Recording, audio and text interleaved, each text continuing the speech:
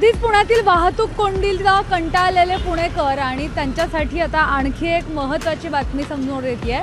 मी आता उभी आहे पुण्यातला जो बाबा भिडे पूल आहे, तर त्या बाबा भिडे पुलावर उभी आहे आणि हा बाबा भिडे पूल आज रात्री म्हणजेच 9 तारखेला मध्यरात्रीपासून पुन्हा एकदा बंद केला जाणार आहे। पूर्णपणे वाहतूक ही दुचाकी असेल, चारचाकी असेल यांच्यासाठी बंद केली जाणार आहे आणि पुढील 3 महिन्यांसाठी अशाच प्रकारे हा पूल आता बंद राहणार आहे। आपण माझ्या मागे जर पाहिलं तर या मध्यवस्तीतल्या ज्या पेठा आहेत तर या पेठांना जोडणारा हा महत्त्वाचा पूल आहे।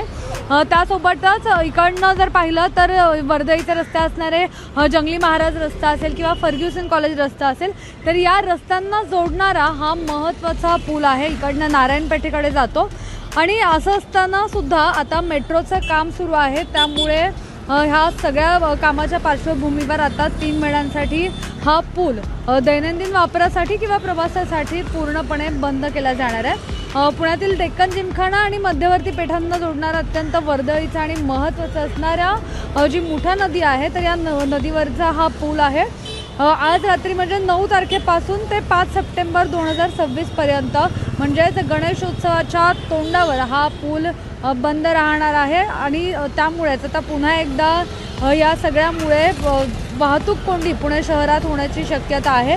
डेक्कन जिमखाना मेट्रो स्थानकाला शनिवार पेठ असेल, नारायण पेठ असेल आणि लक्ष्मी रस्त्यासारख्या मध्यवर्ती भागांसाठी जोडण्यासाठी हा जो पूल आहे तर हा पूल तयार केला जातो। मेट्रोचा स्वतंत्र पादचारी पूल म्हणजे फूट ओव्हर ब्रिजची उभारणी केली जाते आणि त्यातच हे काम सगळं आता आपल्याला इथे सुरू असलेलं पाहायला मिळेल। हा पादचारी पूल जो आहे तर तो सध्याच्या भिडे पुलाच्या अगदी वरच्या बाजूने जाणार आहे। याचं काम सुरू आहे।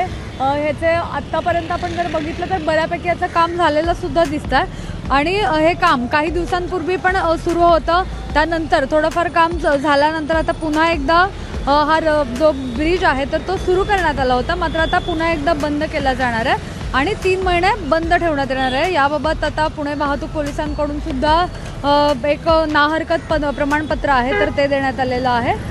आता हा जो नवा पूल होणार आहे तर त्याचा नेमका काय फायदा होणार आहे? आपण बातम्यांमध्ये ऐकलं असेल की हा पूल बंद राहणार आहे, मात्र आता हा पूल बंद झाल्यावर नेमका काय फायदा होणार आहे? तर 3 महिने त्रास सहन करावा लागणार असला तरी सुद्धा या नव्या पादचारी पुलामुळे मध्यवर्ती पेठांमधील नागरिकांना, विशेषतः महाविद्यालयीन विद्यार्थ्यांना आणि खरेदीसाठी येणारे जे लोक आहेत जे थेट डेक्कन जिमखाना मेट्रो स्टेशनपर्यंत पोहोचू शकतात, चालत पोहोचू शकतात, तर त्यांच्यामुळे या शहराच्या मध्यवर्ती भागातला जो हा मेट्रो कनेक्टिव्हिटी आहे तर ती आणखी मजबूत होणार आहे। आता तुम्ही म्हणाल हा जर रस्ता बंद असेल तर पर्यायी मार्ग कुठला आहे? तर सर्वात महत्त्वाचं म्हणजे नदीपात्रातला जो रस्ता आहे तर तो वाहतुकीसाठी खुला असणार आहे आणि याशिवाय नदीपात्र ओलांडण्यासाठी लकडी पूल असेल किंवा संभाजी पूल म्हणजे जो लकडी पूल आहे तो आणि बालगंधर्व पूल असेल, झेड ब्रिज असेल, तर या पर्यायी मार्गांचा वापर केला जाऊ शकतो। आणि यासोबतच आता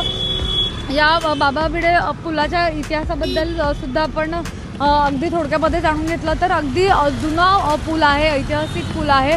दरवर्षी आपण बघतो की पाणी येत असतं या पुलावर, त्यामुळे हा पूल तसाही मोठ्या प्रमाणात चर्चेत असतो आणि आता आगामी काळामध्ये म्हणजे 3 महिन्यांसाठी जेव्हा पूल हा बंद ठेवला जाणार आहे, आत्ता तरी सांगितलं जात आहे की पर्यायी मार्ग म्हणून बाकीचे रस्ते जे आहेत तर ते खुले केले जाणार आहेत। तर हा जो मागचा नदीपात्राचा रस्ता आहे हा सुरू ठेवला जाणार आहे।